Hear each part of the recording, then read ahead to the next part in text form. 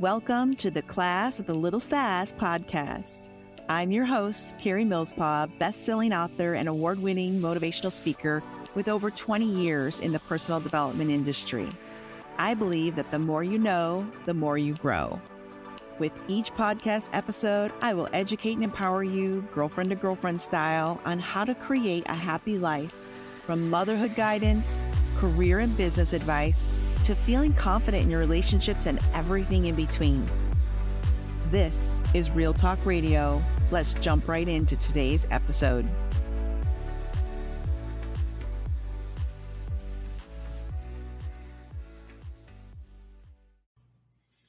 Hello, ladies. Welcome back to Navigating the Dating Scene with Class and a Little Sass, our 6-part podcast series.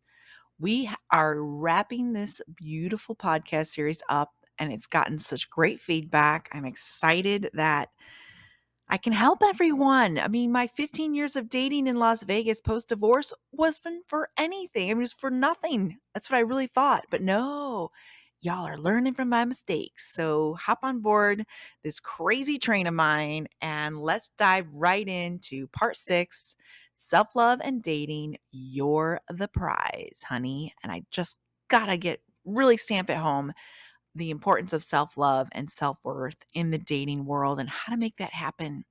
And I mentioned in previous episodes how important it is to work on yourself before you even start to date.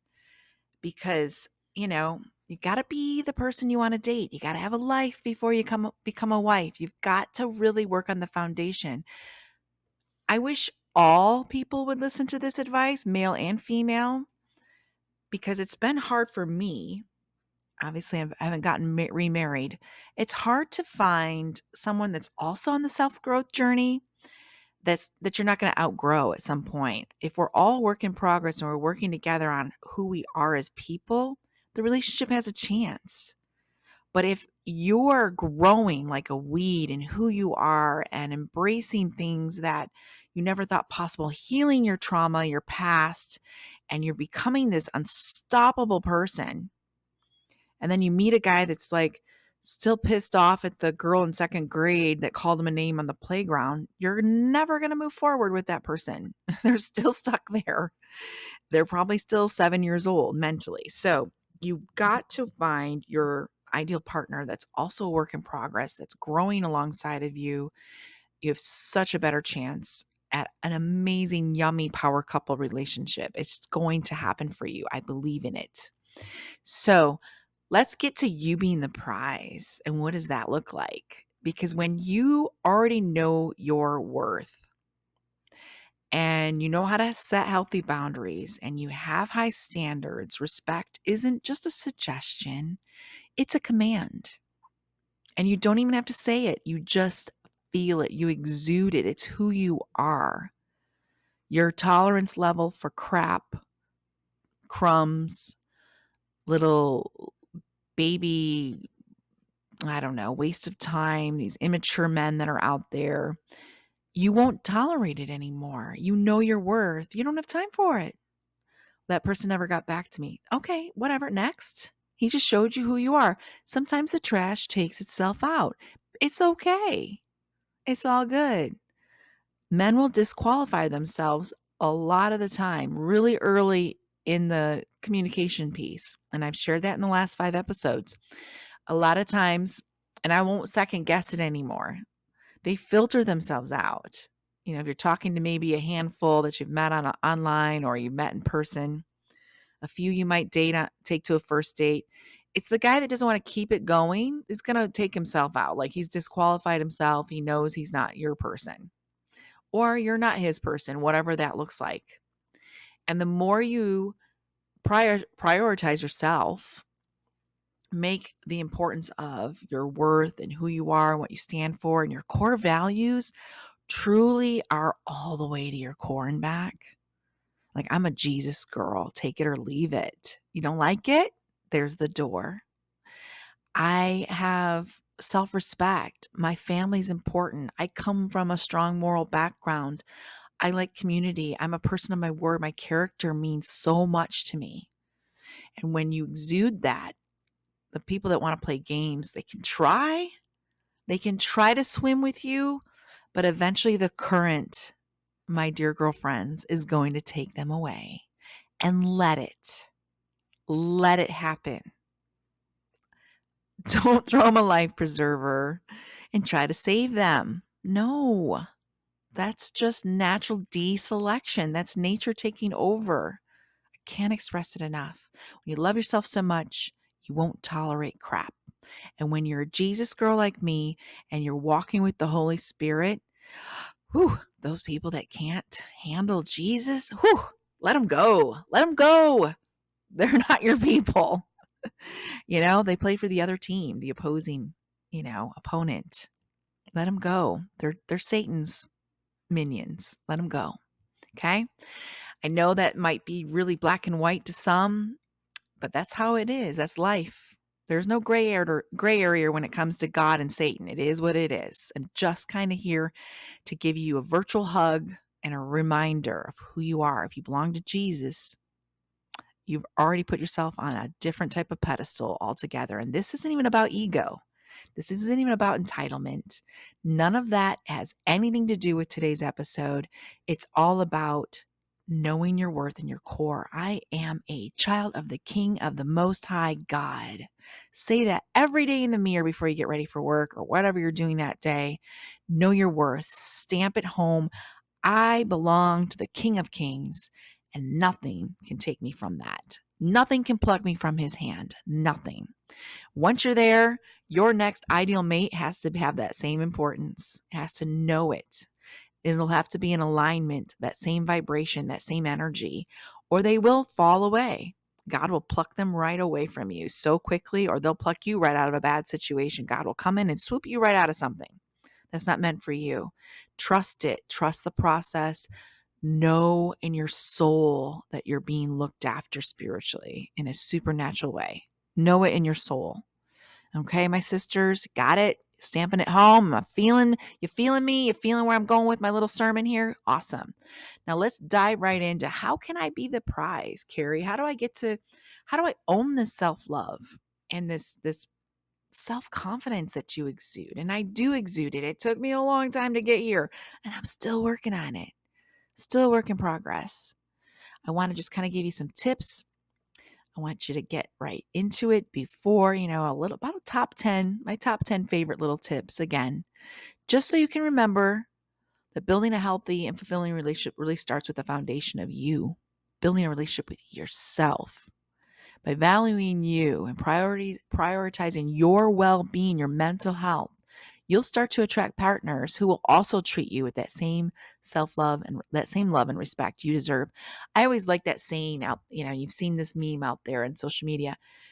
Love yourself so fiercely that you show others how to love you too. You've got to show us. You've got to set that standard of what kind of love you're looking for. If you have put yourself on a certain pedestal and made yourself a priority, that man that comes in or your ideal partner, if you're a guy listening to this, I get it, is also going to match that same standard. They'll see that you don't tolerate certain things. They'll see that your mental health is a priority.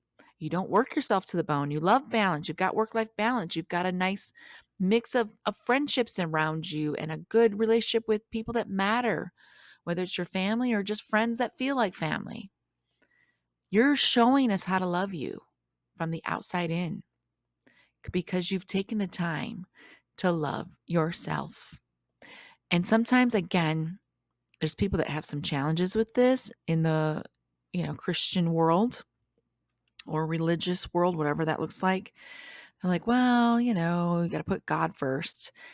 God wants you to take time out for you too. He knows what you're made out of. He made you. You've got human capacity here. You are mortal. You will break down. You are not a robot. You're not a machine.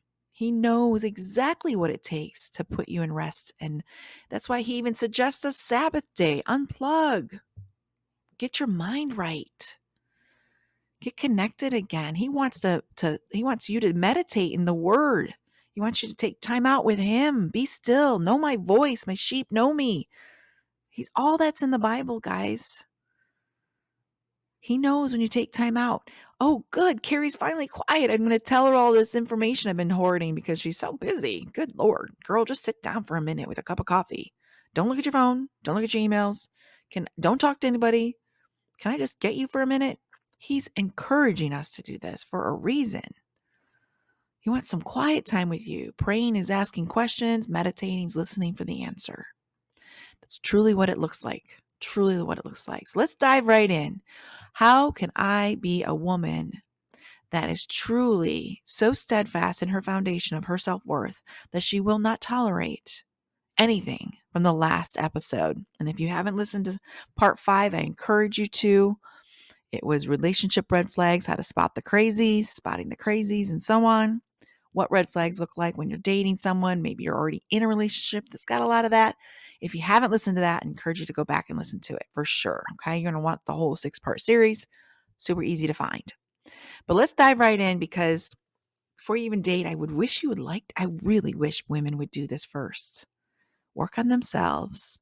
These last couple of years, I've dated here and there, but not very much, because it was really a deep dive of, okay, certain relationships aren't working. I'm the common denominator. What can I do to work on myself? To eliminate the common denominator of self-sabotage. Maybe I don't even want to be in a relationship. Maybe that's why I'm looking at short-term stuff or long distance only, or people that I don't really have a future with. They're just going to be a right now guy. There's nothing long-term, but they don't have long-term potential. Or, they're going to keep me somewhere and I'm planning on moving back to Michigan one day. So take a look inward before you go outward. And the best way to do it is, again, prioritizing self-care. I want you to take time to care for your physical, mental, and emotional well-being. Engaging in activities that bring you joy. They practice self-reflection. They nurture your well-being. When you love and value yourself, you attract healthier relationships. So what does that look like? I like to sleep in. I like to wake up with an alarm clock, and sometimes that's not in my schedule. But my day is so much better when I wake up with a good full 8 hours of sleep. That means going to bed earlier if your day is going to start sooner. What does that look like? That self-care. Dragging through the day on 2, 3, 4 hours of sleep isn't showing me that I'm that important. You can handle so much more what life throws at you with a good night's sleep. So maybe that's where it starts, just starting there. How can I get more sleep at night? How can I get better sleep, quality sleep, deep sleep? What does that look like? Do I need room darkening blinds? Do I need an eye mask to make it more darker? Do I need to eliminate certain noises? Do I need it to be cooler, darker? We all sleep better in those type of environments. What's distracting you? What's getting you up at night? And yes, new mamas, I hear you. You got a baby out there, and that's okay. This time is scarce and it will eventually go by very quickly. But get those naps in. Sleep when the baby sleeps. There's lots of other self-care that happens. Are you eating what you need to eat? Are you taking the time out to eat quality foods? Natural foods, whole foods, fruit, vegetables, things that you can grab that God made, that man didn't intervene and recreate 15 different versions of. What does that look like? Are you taking the time out to actually cook for yourself and prepare? I love me some DoorDash and Uber Eats and all the cheats that I can do. Super expensive, but I will at least try to get healthy, like whole foods. I love Rachel's Kitchen. Shout out to Rachel's Kitchen near my house at the moment here in Vegas. It's quick and fast. I love a good grilled chicken on some salad with veggies. Oh, heaven. Or I'll make up a salad ahead of time and add my own protein to it as I go. There's so many shortcuts to meal prepping. So quality sleep, quality food, and then what are you doing for your emotional and mental well-being? Are you unplugging from things that aren't healthy? Social media, the news. Please don't watch the news. I've worked in PR and media forever, and I don't watch the news. I don't trust it. It's negative. It's unhealthy. Unplug. Don't watch it. Learn what you need to in little tiny bite-sized chunks as needed, and then let it go. It's not your problem. Sister, you're going to take on problems that aren't yours. Not my circus, not my monkeys. Repeat that after me. So when you love yourself again, you start to attract these healthier relationships. Do a quick check-in as the week goes. How am I feeling? Have I have I had too much alone time? Do I need to have some time with a girlfriend or take my daughter out? Ugh, I love some mommy daughter time. She's my best friend, not gonna lie. God bless me with the best child ever. I love some alone time. We're gonna go watch the Barbie movie when it comes out, and her boyfriend's gonna get tagged along with us. We're looking forward to it. It's silly, it's goofy. I'm gonna throw some hot pink on and call it a day? What else can I do? Maybe go out to dinner with a friend, have some one-on-one time, go meet my friend for church. I like to do that, get some connection time, engage in a quick phone call with someone that matters to you. Connect, get that mental and emotional well-being piece. I like a good podcast. I like to learn what am I freaking out about right now? Maybe a little knowledge will calm down that anxiety. Just kind of, okay, I need to know this in order to get to here. So what can I fill my brain with that will help me actually manage that piece of my life without anxiety? So let's dive into some more here. Set boundaries. Establish clear boundaries that align with your values and needs and communicate them assertively and respectfully with anyone you're dating. You could be in a relationship right now. Make sure they know what your boundaries are. Remember, it's okay to say no and prioritize your own well-being. Like Saturdays are my time, or Sundays I'm going to be at church. You can come with me or not, but this is my God time. Respect my my boundaries. Sometimes you have to say them a couple times. I don't know if guys are the best listeners. I don't think anyone's a super great listener. Men tend to listen to your actions more than your words. So just keep showing them. Remember, this is what I do on Sundays. I go to church. Yeah, I like to do this, or I have my Bible studies on Wednesdays. Wednesday morning's my Bible study time. And repeat yourself if necessary. You don't have to be evil about it or cut them off or give them the silent treatment. Just keep reminding them, this is what I do. Again, they're watching your actions. They'll see your consistency. You no need to beat it over their head every day. But, be assertive if you need to and respectfully. Okay? Be nice. Be nice. What's another wonderful tip? Tip number 3, embracing authenticity.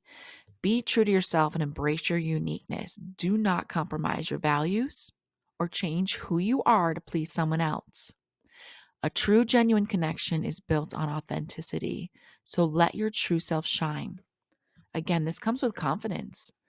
Hashtag Jesus girl. I let everybody know you're getting involved with a girl that loves the Lord. Take it or leave it. I'm not going to compromise anymore because I did compromise that in a past relationship. I was with an atheist and dated him off and on for 4 years. I did marry a man that truly, at the end of the day, was more agnostic than anything else. Still pretty skeptical to this day. This was my high school sweetheart. I gave him 19 years of my life, married and dating combined. Carrie needs to be authentic. She needs to go inward and go, who am I? It's like trying to be a vegan when really you just want a big old fat steak, but your boyfriend's vegan, so I'm going to pretend. How long are you going to put that facade on? How long are you going to wear that mask? Or maybe you don't even really like to drink, but your partner wants to drink every single 5 minutes of the day, every night, every evening, day drink, all the drinks. Is that who you are? Are you starting to let go of who you are? Are they pulling you into a direction that's not so healthy? Again, embrace what makes you unique. I am who I am. I have a personal brand. Some guys don't like that. They don't want their girl out there. Show them right up front what they're getting themselves into. Then there's the back door if you want to exit. Just is what it is, boys. Embrace who you are. I love my family. I love my hometown. I love going back every year. We're getting really close to getting ready to move back to Michigan. Lots of new things happening in the background and changing, our day-to-day life. I let people know up front, this is who I am. Take it or leave it. I'm not going to settle because you know what feels yucky is when you start to put that mask on, especially early on. Like, I I mean, there's a compromise factor to relationships, but there's also a part where you start to feel like you're losing who you are, and that's not good. Okay. Gotta circle back and go, wait a minute. No, I don't want to do that. No, I don't want to live there. I'm not a fan of such and such place. And they keep talking about how they want to move there one day, and that's not who I am. I want you to embrace who you are. Be true to yourself every day. And girls, I'm a big advocate for journaling. Do this, write it down, remind yourself. Okay. Tip 4 to jumping into how you can have this self-worth solid foundation in your life before you date. Practice positive self-talk. Be mindful of your inner dialogue and replace all self-criticism with self-compassion. Cultivate self-esteem by acknowledging your strengths and celebrate your accomplishments and embracing your imperfections. I know where my shortfalls are. I'm working on those all the time. I know in a relationship, sometimes I can get so focused on my goals of life, personal goals, that I forget to maybe schedule some quality time with the person I'm with. And that might be very important to them. Quality time is my love language too. So just being mindful of those shortfalls. Okay, I need to work on that. Make sure I schedule that whatever date on Tuesday we're going to be seeing each other, or Thursday, or whatever that looks like. Making sure that person I'm with knows I expect to see you. You're a part of my day. You're a part of my week. You're a part of my month, whatever that looks like. And again, sometimes I can take that for granted and just move forward with life because my work can be my default at times. Again, that's also a part of my uniqueness, though. I have a strong work ethic. But if I'm practicing this, also just kind of listen to yourself. What does that inner dialogue look like? Are you maybe a naturally messy person and you can hear yourself saying, "Come on, clean up. Can't believe you let that bathroom go this long. Good Lord, can't even see through the mirror. There's so much toothpaste and splatter marks." Be mindful of that inner dialogue and go, "You know what? Replace that criticism with self-compassion. What that looks like is, all right, you've had a busy week, girl. You'll get to that bathroom. It's all good. Maybe make it more fun. Turn on a podcast and just get that cleaner out. Start washing. Get the Windex, girl. Come on, you got this." Just some self-compassion there. You've been busy. Life's thrown a lot your way. You've had to adjust. It's okay. Because I keep getting down on myself because I haven't finished this last chapter to my book. I'm like, Carrie, life has thrown you a lot of curveballs this month. And as I'm recording this, it's July 17th. Life of 2023. It is super crazy right now. And I'm going to go back and give myself a hug because I know what I'm going through this month. Not very, very few people do. Just my inner circle knows that life just keeps throwing stuff at me, and it's okay. I asked for it. I wanted the second half of 2023 to look a certain way, and the Lord is like, "Here you go, girl." I'm moving pieces. Sometimes it's the foundational bricks beneath your feet that get moved. It's all good. It's all good. But yes, change it up. Change up that self-criticism to self-compassion. Give yourself that hug. It's okay. You'll get to it. It's okay. Your kids are small right now. It's okay if you didn't schedule the best vacation ever this summer yet. You'll get to it. It's okay. Make the most of every day. Tip 5, trust your intuition. Pay attention to your gut feelings and instincts when it comes to potential partners. We talked about this at part 5, looking for red flags. If something feels off or doesn't align with your values, trust yourself and take the necessary steps to protect your well-being. Again, big deal breaker. Non-believers do not belong in my world. I don't know if the man I will attract or marry someday is going to be at the level that I am with my walk with Christ, but I do know this. Each person's journey with Jesus, spiritual journey, whatever that looks like, is going to be different than yours. They're going to be either way ahead of you, way behind, walk alongside. Maybe they've had some curveballs like I have. My walk had some pitfalls, some speed bumps, some potholes, some derailment, got off in the weeds for a little bit, came back. It's all going to be unique to them. That's their relationship with the Lord. So I know this and I trust my intuition. But if someone comes into my life and is like, "Nope, there is no God, there's no Jesus, there's no nothing," after we die, we just die, just off into oblivion. I know that's not going to be a good match. I'm going to trust my intuition and go, okay, thanks, Lord, for showing me that up front. I'm good. I know that's not for me, my best interest. That's not going to work for my values. And if something feels off and it's kind of tugging at you, you've got to let God show you the truth. And when you ask for God to show you the truth, don't put a blindfold on. Don't cover your eyes.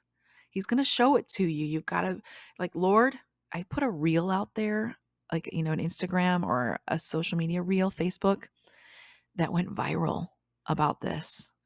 And it was just that simplicity. It went nuts. People are sharing it everywhere and following me because of it.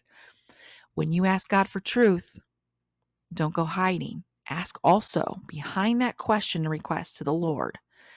Ask, Lord, give me the wisdom to know what to do with that truth once you've shown me. Not just hiding, not sticking my head in the sand and pretending I didn't see it. Ask the Lord to give you the wisdom to do whatever necessary once that truth is revealed. And it's amazing, powerful stance to be in. It's a beautiful thing. So let's dive into to tip number 6. Learn from past experiences. What? No way. That's what this whole podcast is about, is me learning from my past experiences and then giving them to all of my girlfriends. Hello. Whoop, whoop.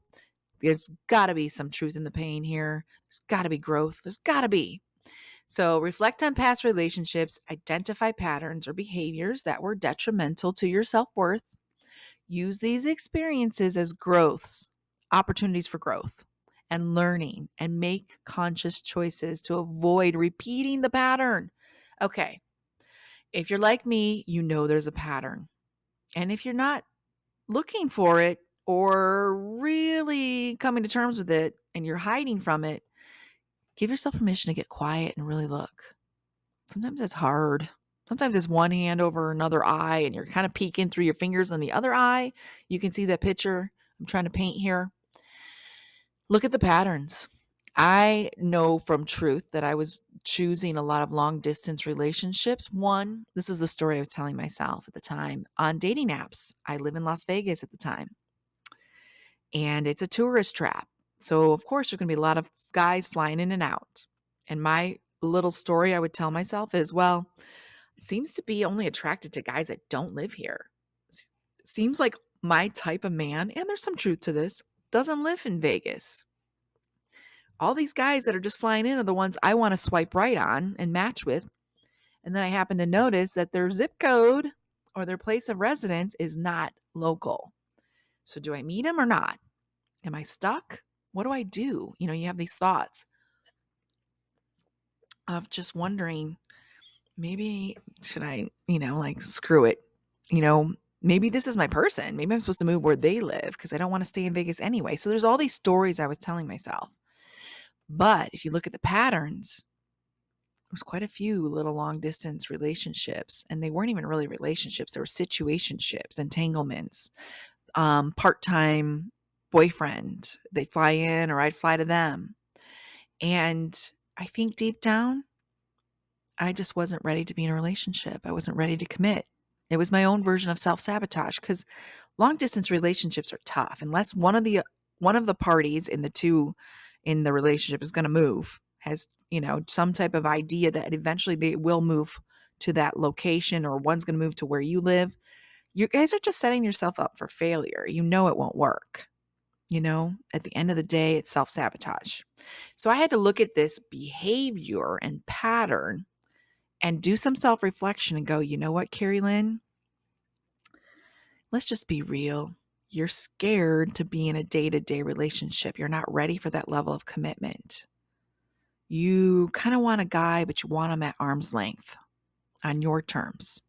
Calling only, not just stopping by or doing the day-to-day stuff with me. I wasn't quite ready for that yet. Not until the last year or two. So, ironically, I kept doing and falling myself in that long distance trap that I created. I built the trap myself. Yes, I did, with a bunch of stories and pretend stuff in my brain.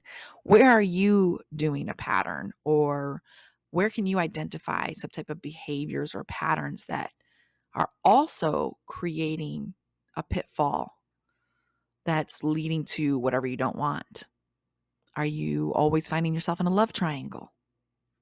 Okay, I was too. Let's talk about that. I used to joke about these love triangles because, in all honesty, I'm like, what the heck? And in fact, that's when I hit pause on dating and took like a good year to 2 years to think about it. How did I get here? Now, I didn't go in going, oh, this person's married, I'll be the mistress. No, that's not at all what happened. It was, I think I like this guy. Let's start dating. And then you learn there's been a girlfriend for 2 years in the background. You're like, what in the world? Or you're interested in a guy and you're starting to see things and you find out there's another relationship involved and you back out. So it's like, what in the world am I doing that's portraying that this is okay? I wanted to get rid of that energy. So I took a big break because I found myself in multiple love triangles, one right after another, like 3 or 4. And without even wanting to, for example, I had a friend that was married and we've always been friends. And all of a sudden he's pulling at me wanting an affair. Like, no, no, no, no, no. Kicking and screaming, pulled into this love triangle, which never went anywhere on my behalf, but it did cause problems, obviously, in the relationship, his marriage, which I come to find out there was already lots of problems and they ended up divorcing. But I didn't ask to be a part of that. Like it was just really random stuff. So learn from your past experiences. Take a pause like I did. Take a time out from the dating world. Reflect on what's going on inside of you. Where am I creating this type of self-sabotage? And why? Again, I don't think I was ready. Wasn't ready for a real relationship. I didn't want the day-to-day yet. So I was creating self-sabotage and getting in my own way without even knowing it. And a lot of this is subconscious behavior. So go deep, y'all. Go deep, girls. Number 7 tip, seek support. Surround yourself with a supportive network of friends, family, even a therapist. I high five anyone that does mental health support because I want to glamorize it and make it cool. I wanted to make it as cool as going to the gym. I want people to post on social media. Saw my therapist today, hashtag self-help, hashtag mental health. Yo, working on my inside, not just my outside. I want people to make it cool. Just like working out seems to be so cool. And you can glamorize the outside as much as you want, but on the inside is what's really most attractive. So again, seek support, get this circle around you. They can provide guidance, encouragement, and a fresh perspective on your self-worth and the dating world.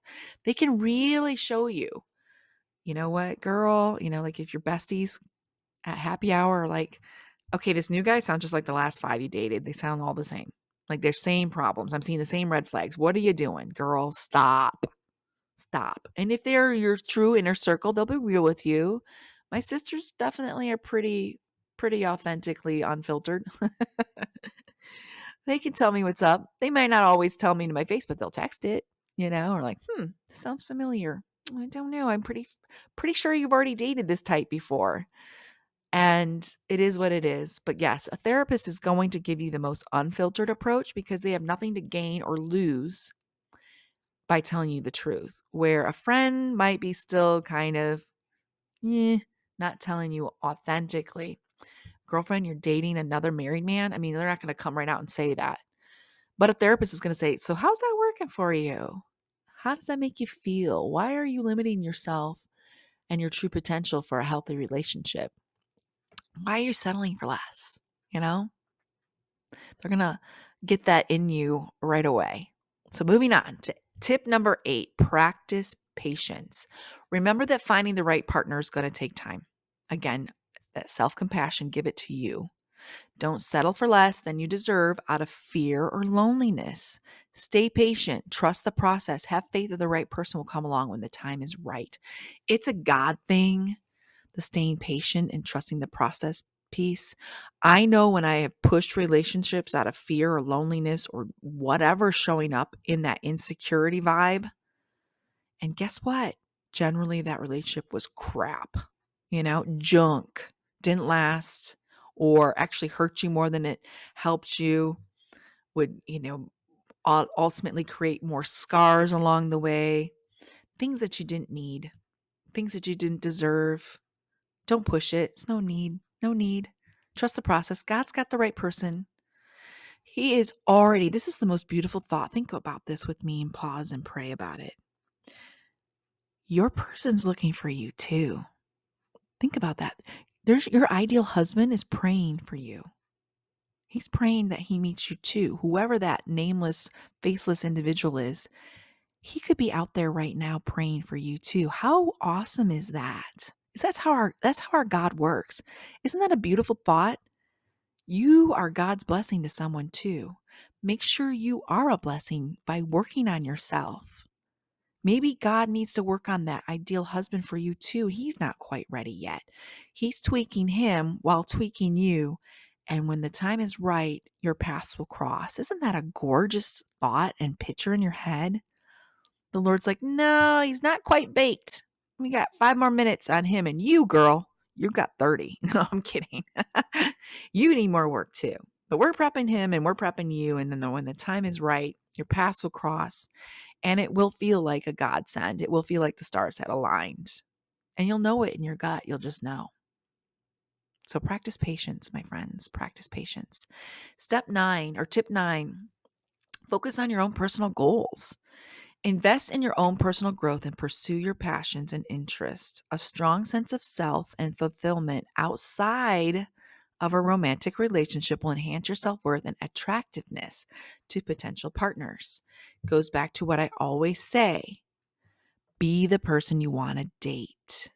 Be interesting. I say this in social media marketing. I say this with business and being a marketer, a digital marketer. I always say, be interesting. In order to gain interest, you need to be interesting. I have a video blog out there about it as well. It's true, and it works in the dating world. What are you going to talk about on your first date? If you come to them, go, yeah, well, I like to binge a lot of Netflix episodes. What are you binging right now? There's probably not going to, that can be a conversation starter. But if that's all you're bringing to the table, you're going to need to go back and get more better stuff. Okay. A guy of interest, if you want a guy that's interesting, you need to be showing up, girl, with some serious interest. Like I like to go with, well, I got my personal brand over here. I've done this type of business in the past. I'm working on some PR strategies for my dad's book. I'm a consultant for Microsoft. I have a young daughter. We're helping her. She might start her next business. She's working in retail right now. We're kind of looking at what our avenues are. I'm looking into moving back home to my home state, hometown. My family and I are doing this. I've got this kind of planned out. I love Christmas. This is what I do every year. Did I mention I'm publishing another book? Just nonstop. I've got some stuff going. These are the things that make me happy. I'm really close with my family. I've got some really close inner circle girlfriends that I feel like are family. I have a small inner circle, but it's quality, not quantity. That's who I am. I wish I had more time for activities because I love outdoors. I'd like to, do more hiking. I'd like to see this. I'd like to travel here. These are the things that make me happy. Not my favorite color is blue. And I like to go shopping. And what else? Oh, did you see the latest Coach purse I bought? Come on. Be of substance and you're going to attract substance. I love a guy, like my ideal dude is somebody who's got goals, is driven, doesn't need to be pulled everywhere because he doesn't have interest in anything. I'm sorry, I'm going to call out my ex-husband right now. Zero personality. There's a little bit in there, but he's a chameleon. He would just be whatever is around him. And I noticed that when he'd hang out with his friends, all of a sudden he was acting like his friends. When he'd be around his family, he's acting like his family. I had to try to pull anything out of him. Do you have a favorite color even? Anything? Is there anything in there? And his own mother just kind of did all of his thinking for him, which turned into a very dry, boring adult that didn't know who he is. He never took given himself permission to explore what makes him happy.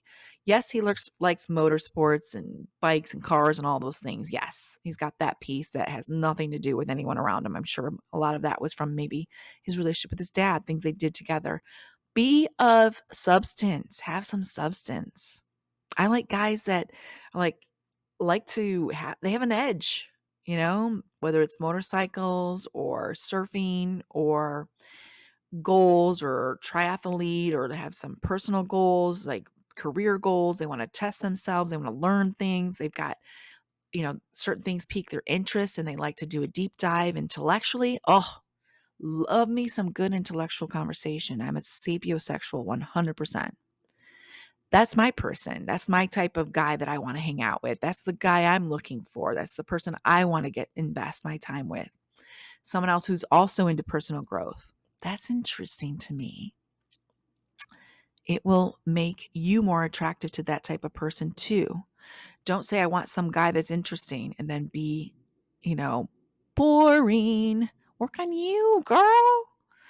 I think it's Marie Forleo that has her book about, like learning something about you'll be so irresistible in the dating world that you'll want to date yourself or something. I can't remember one of her books, but she's got 2 out there, and that one just cracks me up. I read that so early on in my career, and it's a great one. She talks about filling your own cup. Be 100% when you meet your guy.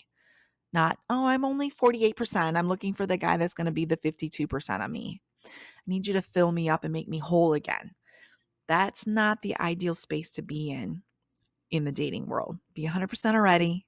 Show up, because that guy's going to want to be you to bring your 100%, and he's going to be that 100%. He's going to want somebody that's just jumping in here and is already whole and complete, not looking to pull at him every day, because being responsible for someone else's happiness is exhausting.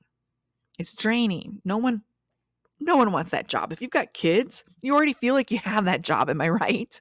Mom, I'm bored. There's nothing to do. There's nothing to eat. I'm hungry. What are we doing today? Doesn't that draining? Now imagine dating that as a guy coming in. I'm bored. Are you going to spend time with me this weekend? Because I have nothing to do. I'm bored. I don't know what I'm doing. What are you doing? Entertain me. Entertain me. Play with me. Play with me. That's boring. I'd rather have somebody, come into my life and it's like, hey, I was thinking I should do this weekend. Do you want to join me? You want to come play? Like, I've already got some plans. You want to come along? That's sexy, right? Tell me that's not sexy. That's way more interesting than I'm bored. I don't know. What do you want to do? Or I'm hungry, but I don't know where to go. I don't know. Let me think. I don't know. We'll see. I don't know. I'm just going to sit here and watch TV. I'm bored. I'm bored. I hate hearing those words.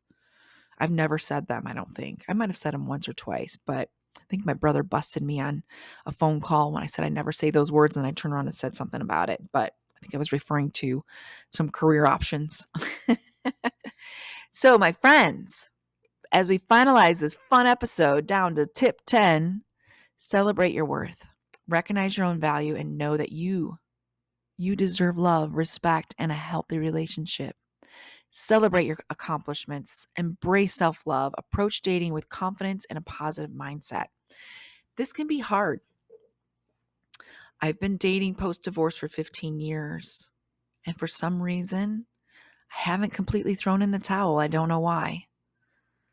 Probably because I get inspired by the engagements I see on social media. I'm not a jealous person. I like to celebrate with people, alongside of them, with them.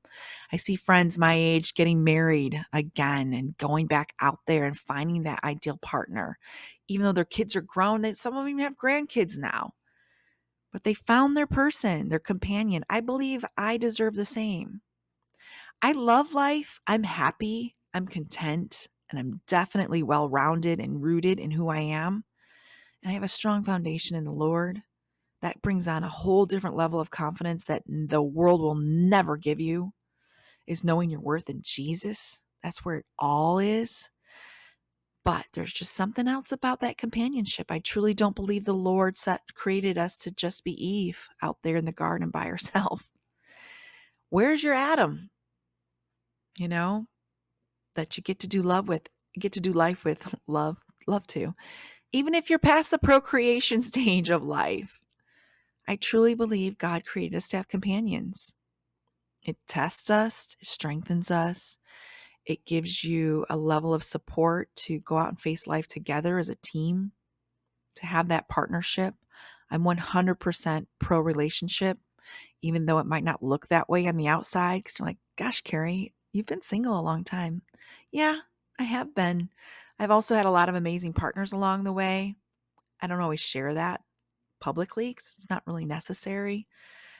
And most people probably won't learn of my next relationship until there's a ring on my finger. I don't know. Some stuff just needs to be kept private. It's not necessary to brag or throw it out there until, my name changes or whatever that looks like, till it's legal. I don't know. I don't know if I'll ever get married again. I don't know.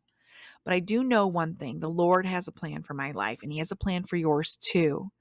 And the beautiful part is resting in peace, knowing that, again, God's got me in the palm of His hand, and no man can pluck that away, can pluck me out of the Father's hand. Thank God for that. My relationship is strong and steadfast, and whatever the Lord wants for me is what I want for me, because He has my best interest at heart.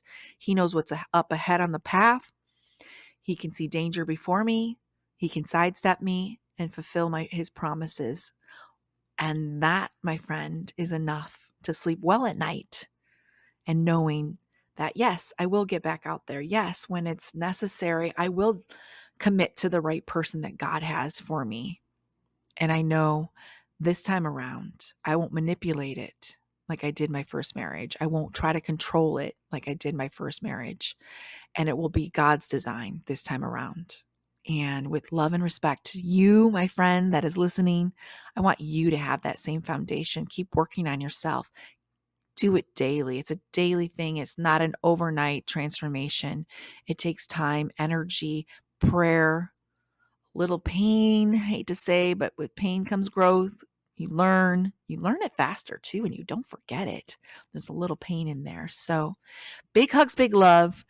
As always, share this episode and this entire 6-part series with your girlfriends. Come on. Pass on the love.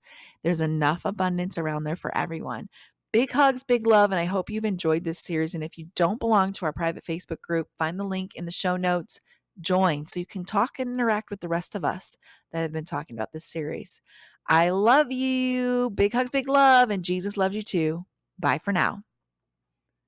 Hi there, friend. If you enjoyed this episode, do me a favor and double check that you're subscribed or following. And if you've got a quick 30 seconds, it would mean the world to me if you could leave me a 5-star review and share what you specifically liked about this episode.